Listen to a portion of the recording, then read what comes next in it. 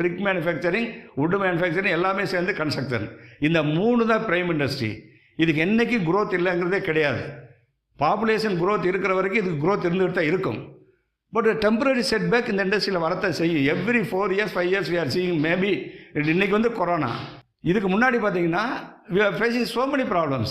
அது 1 இல்லை 2 இல்லை, 2008 இருந்து நம்ம வந்து பார்த்திங்கன்னா ஒரு டையிங் ப்ராப்ளம் ஃபேஸ் பண்ணோம். அதுக்கு பிறகு வந்து யான் ஷார்ட்டேஜ் வந்துச்சு. பிறகு ஒரு இந்த பொலிட்டிக்கல் மாற்றத்தினால ஜிஎஸ்டின்னு சொன்னோம். அது மாதிரி இப்படி நிறைய மாற்றங்கள் வந்துட்டு தான் இருக்குது.